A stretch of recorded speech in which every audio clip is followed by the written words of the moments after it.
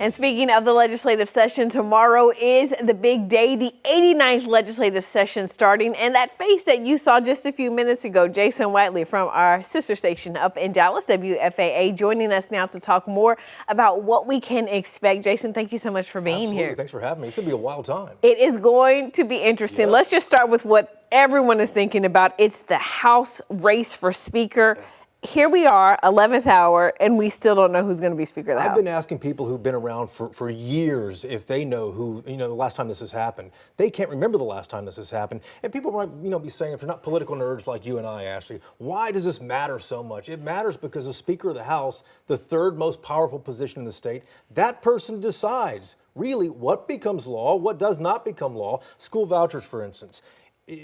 Depending on who gets elected, that person could expedite school vouchers or that person might slow things down and demand something else. It's a pivotal position and it's up in the air right now. One prime example is the property tax cut that everyone, I think, across the state is enjoying right now. We remember it took several special sessions to get that done because the Speaker and the Lieutenant Governor couldn't come to an agreement. And the Lieutenant Governor is playing heavily into this right now. Lieutenant Governor, if you watched his Twitter account, he's going after Dade Phelan, the outgoing Speaker, and all of his allies as well.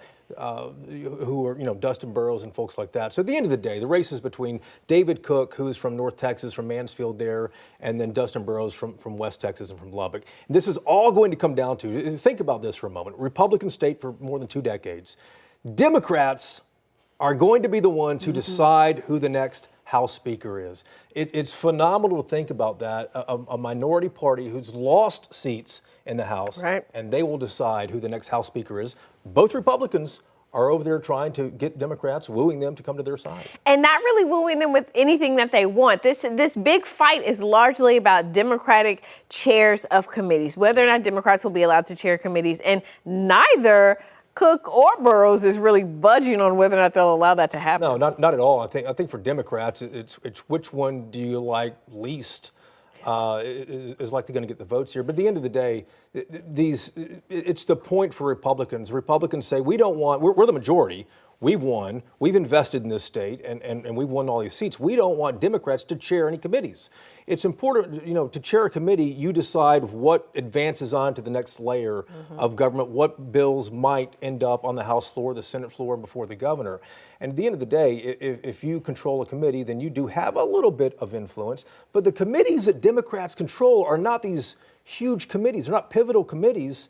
They're lower level committees, but Republicans say it's not the point. The point is we won a majority of seats, we should be in charge, and we don't want Democrats to have that say.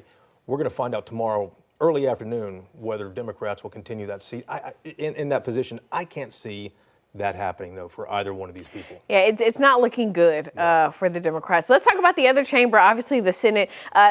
Lieutenant Governor Dan Patrick has not put out his official list of his top priorities, but we are starting to see some of those top bills filed. Yeah, late this afternoon, Glenn Hager, the comptroller, put out the revenue estimate, which essentially says that there's enough money to spend in the state to fund everything we have now. Plus, there's an extra $24 billion to spend.